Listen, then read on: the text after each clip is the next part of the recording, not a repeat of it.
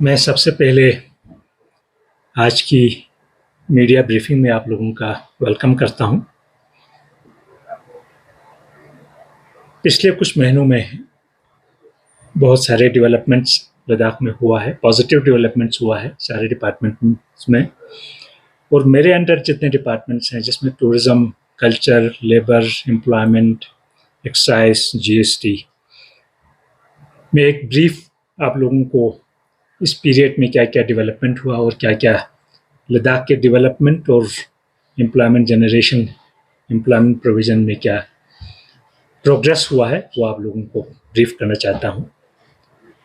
सबसे एक अच्छी चीज़ ये नॉन गजेटेड आरआर बनने के बाद यूटी लद्दाख ने जो एम्प्लॉयमेंट जनरेशन करने का और उन्हें सिलेक्शन का प्रोसेस स्टार्ट किया था एसएससी के थ्रू यूटी एडमिनिस्ट्रेशन का, जो स्टेट काडर के पोस्ट थे उनमें, और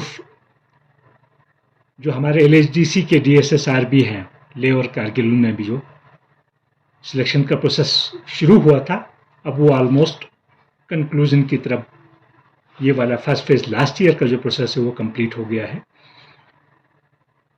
कल ही यूटी एडमिनिस्ट्रेशन की तरफ से एक प्रेस नोट भी आप लोगों को दिया है जिसमें कहा है कि अपॉइंटमेंट ऑफर लेटर 523 अभी कल तक इशू हुआ है।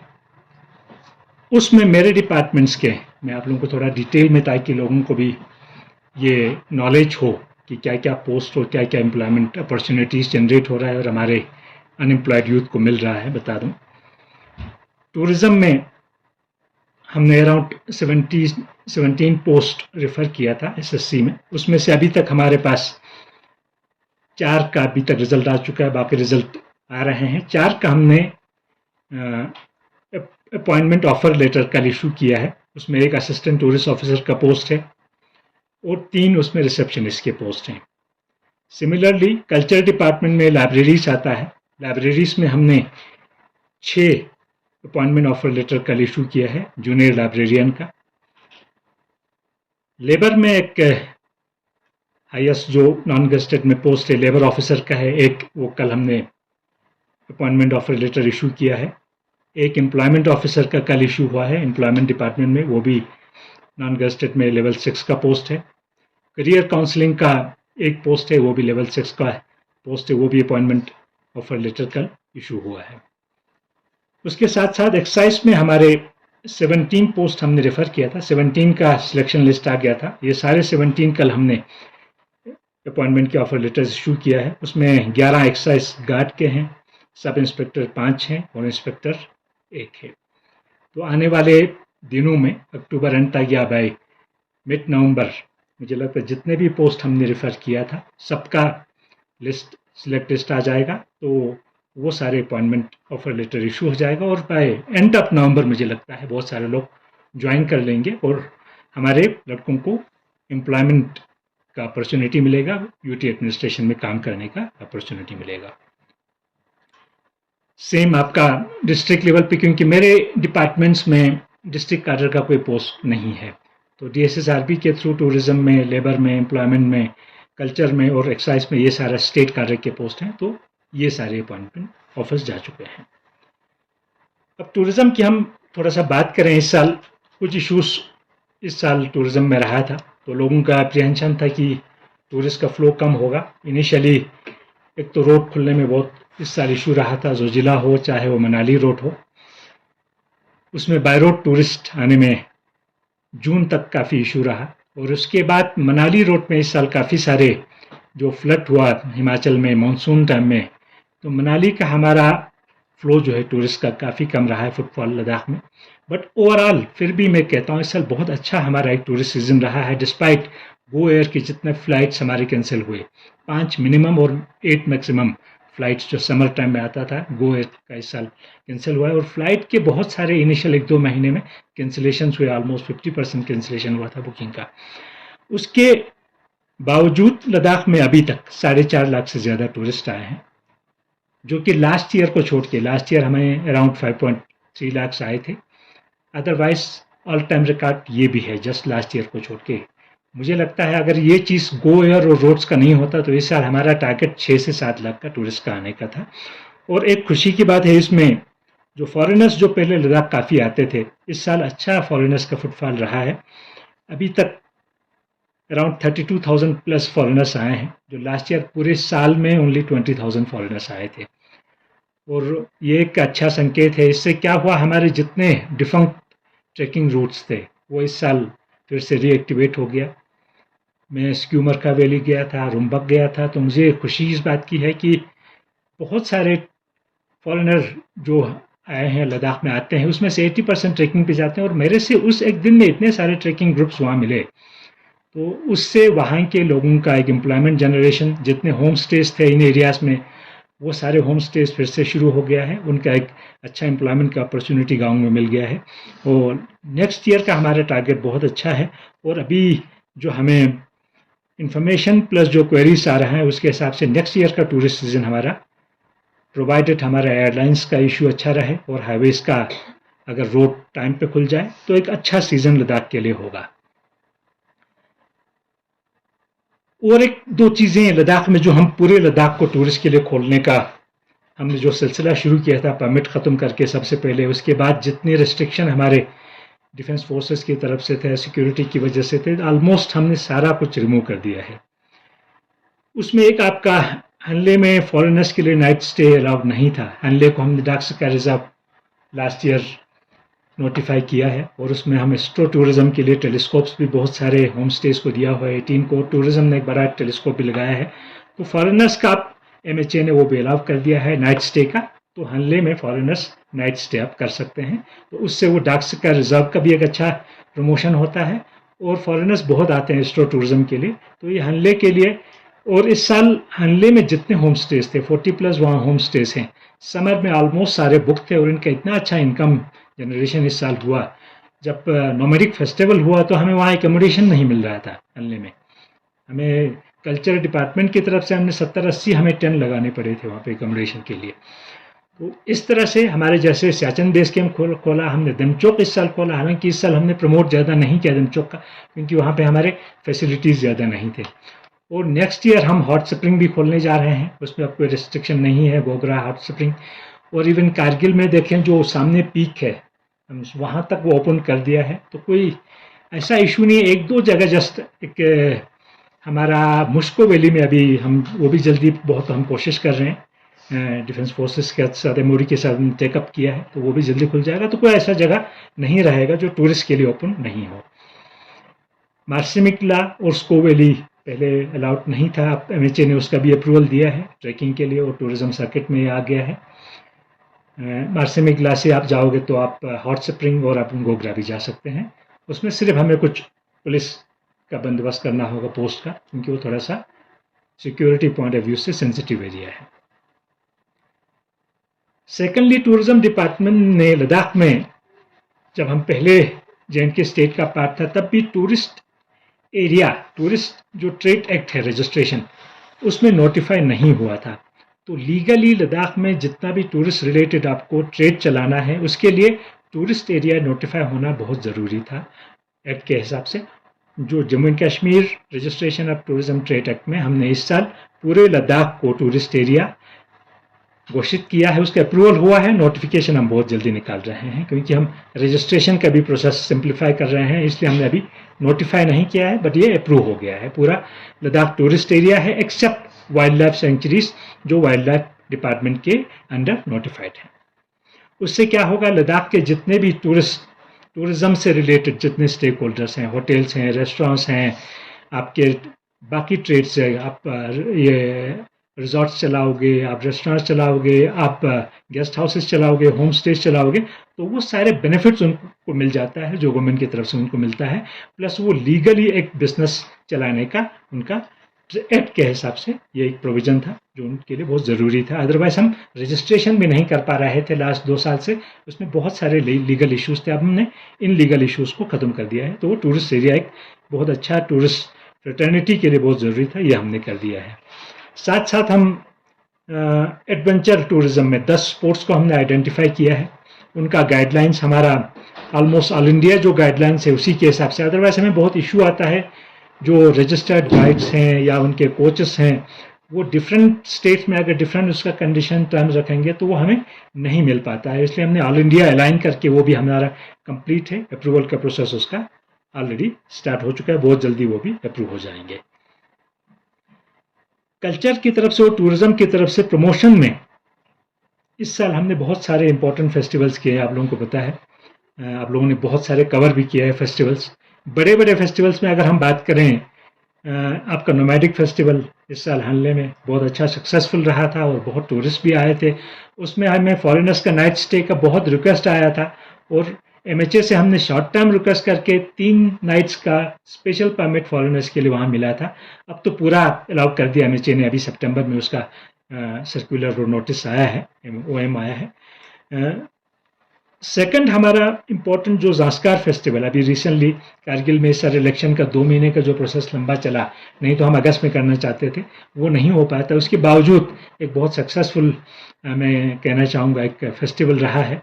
लोगों का पार्टिसिपेशन हो, हमारे कल्चरल आर्टिस्ट का जो इनकरेजमेंट होता है, उनको एक सोर्स ऑफ इनकम भी इससे जनरेट होता है।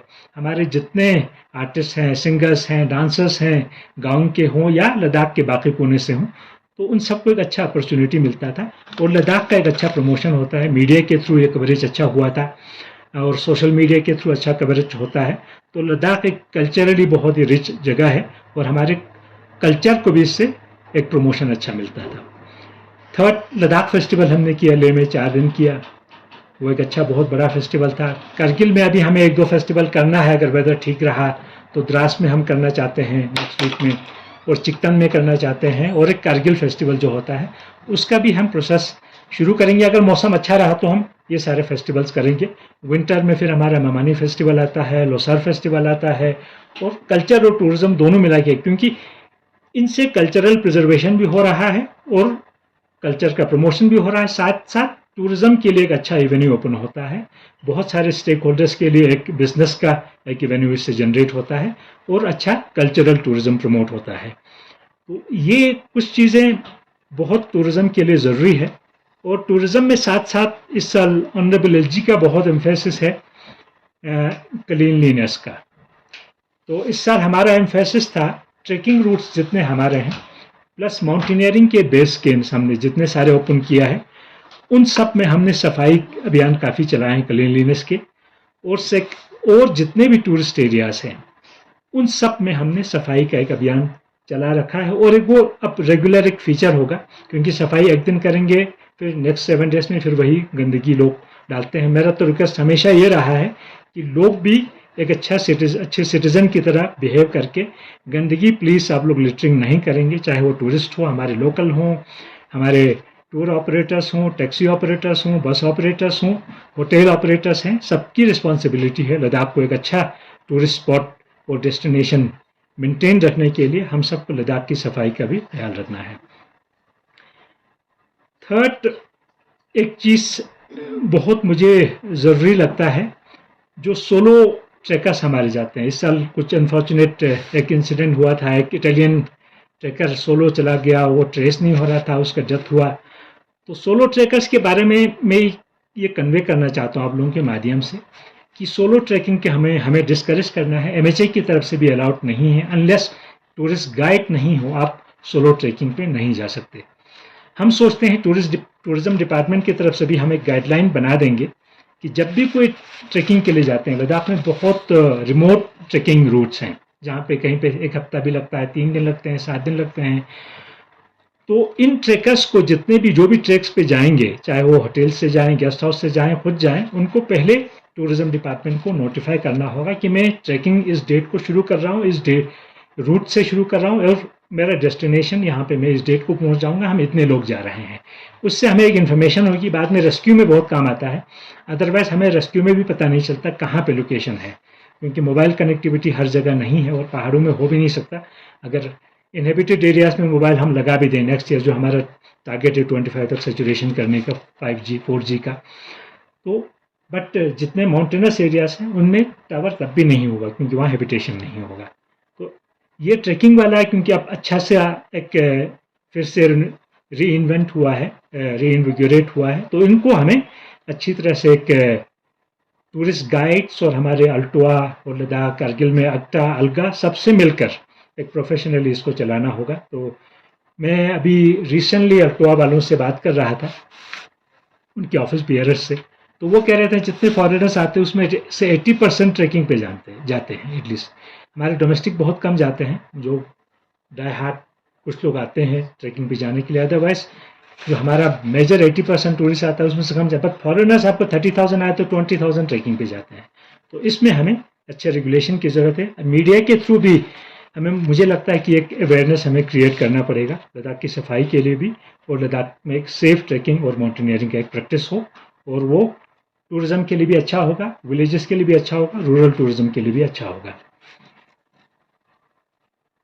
एक्साइज में हमारा कुछ इश्यूज, हम इलीगल लिकर जो लद्दाख में सेल हो रहा है, वो यूज़ हो रहा है, उसको हम डिस्करेज करना चाहते हैं, क्योंकि एक्साइज एक बहुत ही एक टफ एक्ट है, बहुत ही स्ट्रिक्ट एक्ट है। इसमें हम एक्शन ले रहे हैं जहाँ जहाँ हमें इलीगल लिकर का सेल का या कंजम्पशन का या यूज़ का हमें मिलता है।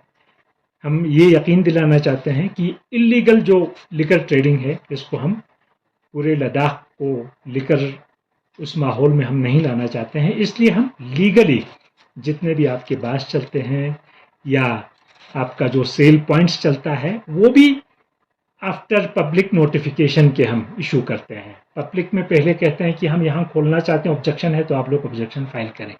ऑब्जेक्शन 1 महीने का हम टाइम देते हैं, क्योंकि हमें क्या हो रहा है, बार बार हम बार लाइसेंस इशू कर रहे हैं, सेल पॉइंट्स हम इशू कर रहे हैं लिकर वाइन शॉप का, बाद में फिर हमें इसके बहुत सारे कंप्लेंट्स आते हैं कि आप लोग ये बार कैसे यहाँ खोला, ये आपने बार शॉप कैसे खोला, वाइन शॉप कैसे खोला। तो मैं कहना चाहूँगा कि इसमें ऑलमोस्ट 2 महीने का पब्लिक के पास नोटिस है। किसी ऑर्गेनाइजेशन को अगर ऑब्जेक्शन करना है तो टाइमली आप लोग ऑब्जेक्शन करेंगे।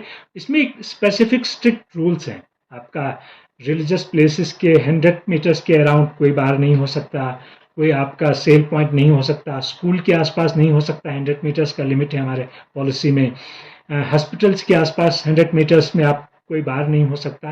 तो इन सब चीज़ों को हम स्ट्रिक्टली फॉलो कर रहे हैं, मॉनिटर कर रहे हैं।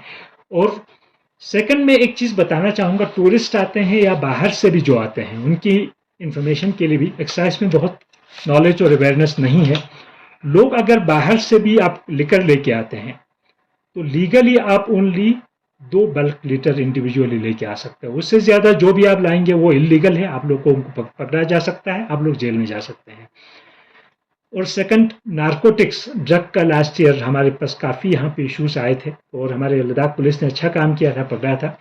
तो नारकोटिक्स का हमने अब मैंडेटरी कर दिया है। सारे होटल्स में वो नोटिस होगा, रेस्टोरेंट्स में नोटिस होगा कि जो उस एक्ट में बहुत ही स्ट्रिक्ट आप लोगों के अगेंस्ट एक्शन होगा। कहीं पे भी ड्रग्स का, हम चाहते हैं लद्दाख में बच्चों में ड्रग्स की आदत न पड़े और लद्दाख को हम ड्रग्स से फ्री रखना चाहते हैं। हमारे स्कूलों में हम अवेयरनेस क्रिएट कर रहे हैं, कॉलेजेस में हम अवेयरनेस क्रिएट करना चाह रहे हैं।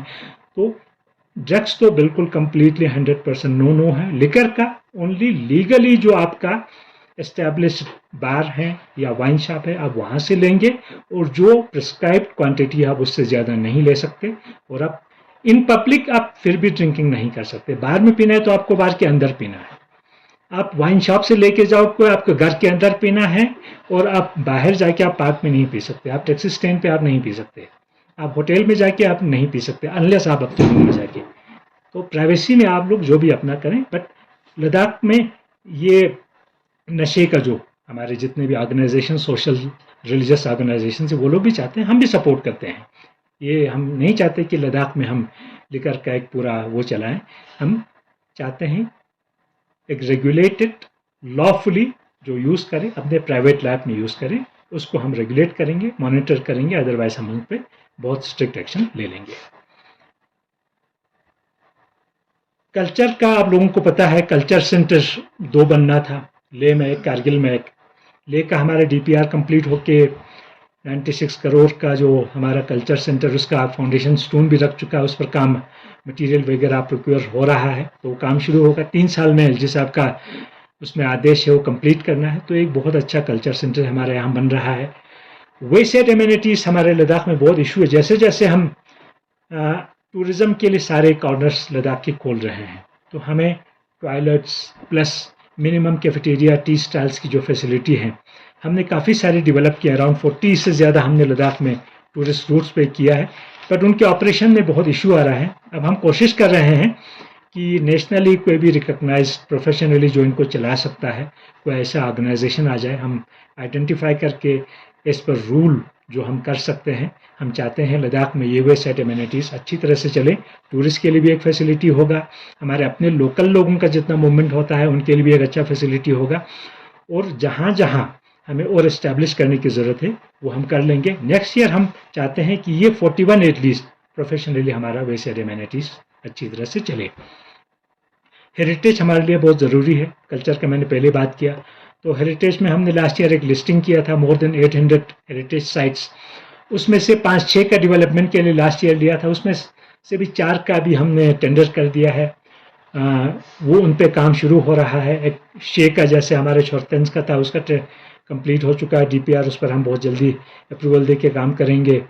और हमारा छुमाथाम में एक छोटा सा मोनेस्ट्री था, बहुत ओल्ड मोनेस्ट्री है, उसका हम साइट डेवलपमेंट कर रहे हैं, और हॉट स्प्रिंग्स को कर रहे हैं। सिमिलरली कारगिल में 2-3 साइट्स हैं, पसरखर का जो एक ट्रेल बना रहे हैं, हिस्टोरिकल ट्रेल एक कर रहे हैं। एक आस्थाना है यकमा खरमे में, बहुत पुराना है, 200-300 साल पुराना आस्थाना है, उसका साइट डेवलपमेंट कर रहे हैं। तो ये हेरिटेज में हमने 6 लिए थे, इस साल हमने और 9 हेरिटेज में लिया है, जिसमें मोस्टली हमारे मोनास्ट्रीज और इस टाइप के पुराने आस्थानाज या फोर्ट्स हैं, जो हमारे हेरिटेज टूरिज्म के लिए बहुत ज़रूरी है, कल्चरल टूरिज्म के लिए बहुत ज़रूरी है। आज की ब्रीफिंग में मैं इससे ज़्यादा आप लोगों को फिर आने वाले ब्रीफिंग में बताऊंगा, बट एक चीज़ मैं बताऊंगा कि लद्दाख यूटी फाउंडेशन डे आ रहा है 31 अभी अक्टूबर को। तो इस साल लद्दाख यूटी फाउंडेशन डे को हमें ग्रैंड स्केल पे मनाना चाहते थे। तो हम ये चाहते थे, साथ में ऑनरेबल एलजी का, एमपी साहब का और काउंसिल्स का ये था कि पूरे इंडिया में भी जाने की लद्दाख यूटी बना है। लद्दाख एक बहुत अच्छी जगह है, कल्चरली रिच है, एक सिविलाइज्ड है, यहाँ पे कल्चरल एंड ट्रेडिशनल टाइप के लोग रहते हैं। तो वो पूरे इंडिया के 35 स्टेट्स में हम एक कल्चरल ट्रूप्स भेज रहे हैं। मेनली स्टूडेंट्स हैं, उसमें 5 स्टूडेंट और एक स्काउट के साथ भेजेंगे। तो उसका भी हमारा पूरा प्रैक्टिस चल रहा है। कल्चरल कुछ छोटा सा प्रोग्राम होगा हर राजभवन में, हर राजनिवास में इंडिया के, और वो ट्रूप भी उसको हम गुडविल एक डेलीगेशन का नाम दे के भेज रहे हैं लद्दाख की तरफ से।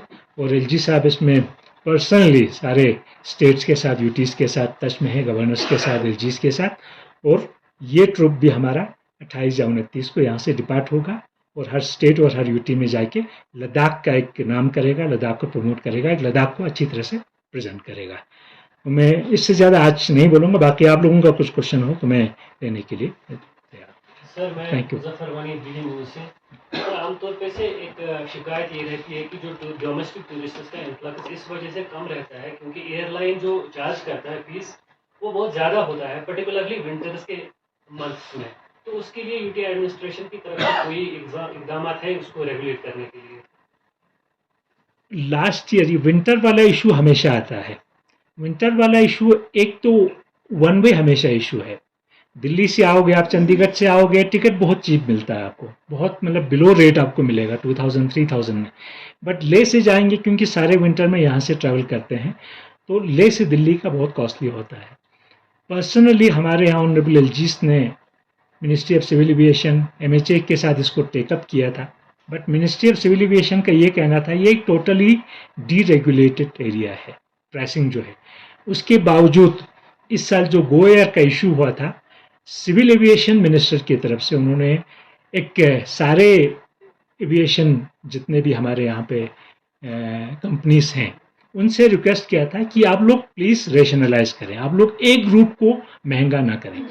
आपके बाकी इंडिया में सारे रूट्स चीप रहते हैं, तो आप उन पे भी थोड़ा सा बर्डन डालें और लद्दाख के इस रूट को आप थोड़ा सा कम कर दें। अदरवाइज लद्दाख में समर में जब ये गो का हुआ था तो 70,000 50,000 में टिकट हो रहा था। उसके बाद थोड़ा सा इम्पैक्ट पर कम हुआ था, फिर 30,000 के अराउंड आया था, फिर समर में अराउंड 20,000 दिल्ली से जो आते थे वो टिकट रहता था। और विंटर में इसलिए हम एयरफोर्स को यहाँ पर लगाते हैं, हमारे कारगिल से एक वो चलता है, ख्वाहिश से एक अभी चलेगा इस साल, तो कुरियर सर्विस भी स्टार्ट होता है। वो इसी को हम रेगुलेट करने के लिए, क्योंकि डायरेक्टली हम रेगुलेट नहीं कर पाते हैं, इनडायरेक्ट इंटरवेंशन होता है हमारा।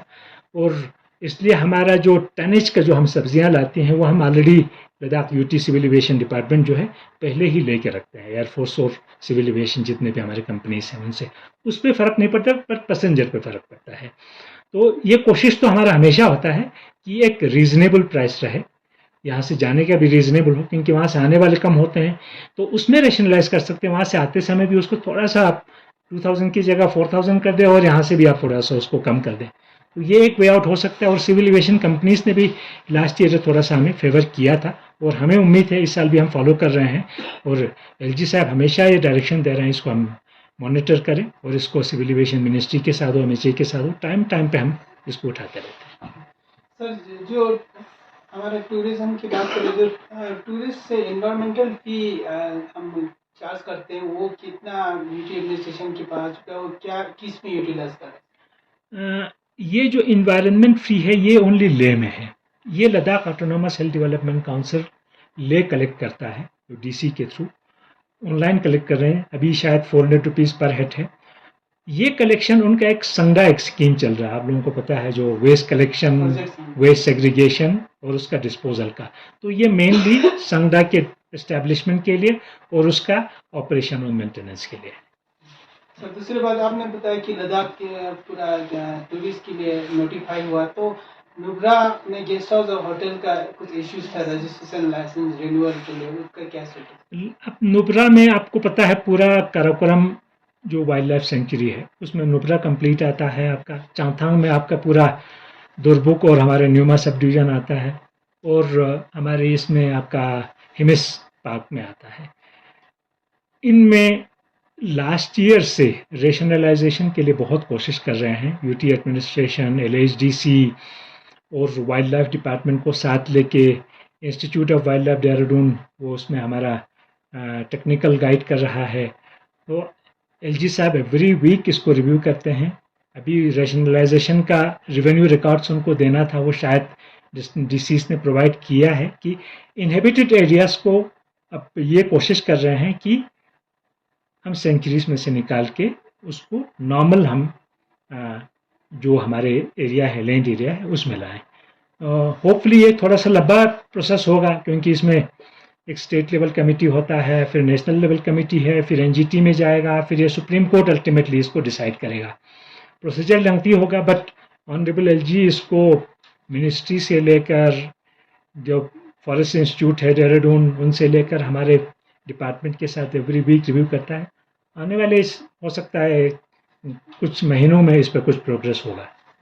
सर, आपने जो लद्दाख जो टूरिस्ट का डाटा बताया, इस साल लगभग 4.5 लाख और पिछले साल 5 लाख, तो ज़्यादा 50,000 का ही डिफरेंस है। लेकिन तब भी लोग बोलते हैं कि टूरिस्ट कम है, तो इसका मतलब ये होटल और गेस्ट हाउस की संख्या बढ़ गई, कितना बढ़ा है सर? एक इस साल अच्छा क्या हुआ आपको मैं बता दूं टूरिज्म का।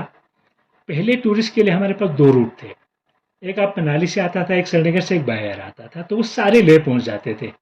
इस साल एयर कैंसिलेशन की वजह से रोड से ज़्यादा आया है। एयर का 1,60,000 है, लास्ट ईयर एयर का ऑलमोस्ट 3 लाख था, तो एयर का आपका बहुत इम्पैक्ट है। तो कोई श्रीनगर रोड से आया, कोई जांस्कर से निकल के वहाँ चला गया। तो ओवरऑल लद्दाख में कम टूरिस्ट का नहीं हुआ, बट हो सकता है लेह में कम हुआ, ठीक है, कारगिल टाउन में कम हुआ, अब डिस्पर्स हो गया। अब हल्ले में लोग रुकने लगे, मनाली से आके वहाँ से डायरेक्ट चले गए, जांस्कर चले गए, जांस्कर से निकल गया। तो ये ऑप्शंस बहुत हो गए रूट, उसकी वजह से भी एक डिस्पर्सल हुआ है। सर, और एक चीज़, टूरिस्ट की बात करें तो टूरिज्म प्रमोशन के लिए ज़्यादा यूटी एडमिनिस्ट्रेशन काम नहीं कर रहा, और खासकर नेशनल लेवल पे, इस पर आप क्या कहेंगे? नेशनल लेवल पे हम 2 बहुत बड़े टूरिज्म इवेंट्स होते हैं, मार्च होते हैं, ओटीएम मुंबई और साटे दिल्ली। लास्ट ईयर भी हम साटे में गए थे, उससे लास्ट ईयर ओटीएम में गए थे। इस साल हम दोनों ओटीएम में भी जा रहे हैं और साटे में भी जा रहे हैं। वो फरवरी मार्च में आता है, विंटर में आता है, और वो अच्छा लीन सीजन होता है। हमारे सारे टूर ऑपरेटर्स भी जाते हैं, बहुत कीन है। अभी आज ही उनका एक एनुअल बॉडी मीटिंग का, जनरल बॉडी मीटिंग में भी गया था, तो बहुत कीन है। और हम इंटरनेशनली भी हम करते हैं, अभी भी हम ITB एशिया और WTM लंदन भी हम जा रहे हैं। और हम लद्दाख को जहाँ पे भी प्लेटफॉर्म मिलता है हम प्रमोट कर रहे हैं, और उसी प्रमोशन की वजह से फॉरेनर्स का भी आना जो है काफ़ी बढ़ गया है, और डोमेस्टिक टूरिस्ट में भी काफ़ी अच्छा प्रमोशन हुआ है। सर हेरिटेज साइट में पादुमखर है जो एक हेरिटेज साइट है, लेकिन काम रुका हुआ है कुछ वजह से, तो इसका स्टेटस? उसका पहले जे.एंड.के गवर्नमेंट की तरफ से उस पर एक म्यूजियम बनाने का एक स्कीम था, वो अप्रूव हो चुका था। उसमें कुछ कंप्लेंट्स था, उसकी वजह से कुछ इंक्वायरी चल रहा है, तो ड्यूरिंग इंक्वायरी अभी काम रुका हुआ है। इंक्वायरी खत्म होते ही उस पर जो रिपोर्ट आता है उसके हिसाब से हम एक्शन ले लेंगे। सर अखिल सर, एक्साइज में आपने बोला जो बाहर से गेस्ट आते हैं वो लोग 2 बोतल ले सकते हैं, तो कई बार फैमिली आते हैं तो हर पर पर्सन 2 बोतल की फैमिली आप इसको लीगली तो देखो आप इंडिविजुअल हो, इंडिविजुअल आप लीगली इंडिविजुअल 1-2 लीटर ला सकते हैं, वो पूरे थ्रू आउट इंडिया ये नॉर्म्स है। तो वो हमारे जे.एंड.के एक्साइज पॉलिसी में भी है, जो हमने अडेप्ट किया है सेम पॉलिसी को। Sir I have a question. Zanskar में जो हुआ था सर, ज़ांस्कर वाला फेस्टिवल में, there was a comment on social media कि inclusion of Zanskar people were very less as compare to जो यहाँ पे ले और कारगिल को ज़्यादा फोकस करा और ज़ांस्कर के लोगों को बहुत कम करा, उस पर आप क्या बोलेंगे? आई वॉज इन ज़ांस्कर में था, मैंने वेरीफाई किया, ज़ांस्कर का एवरी विलेज पार्टिसिपेट कर रहा था। मैंने जो अपलोड किया था उसके बारे में वेरीफाई किया, उसका एक पर्सनल इंटरेस्ट था। अब इस तरह से अगर आप करोगे, आप रीजन को इग्नोर करके मेरे पर्सनल इंटरेस्ट की वजह से आप डिपार्टमेंट को या यूटी एडमिनिस्ट्रेशन को, और उसको शायद रियलाइज हुआ, उसने मॉर्निंग तक वो डिलीट भी कर दिया था विदाउट आवर सेइंग, हमने कुछ बोला भी नहीं था उनको। तो ज़ांस्कर वाले बहुत खुश थे, एक्सचेंज बहुत ज़रूरी है, हम ज़ांस्कर से ट्रूप्स ले भी लाते हैं, कारगिल भी लाते हैं, हम तुर्तुक भी ले जाते हैं, ये बहुत ज़रूरी है कल्चरल एक्सचेंज। और ज़ांस्कर का तो एवरी विलेज वाज पार्टिसिपेटिंग, और इतने सारे ट्रूप्स थे।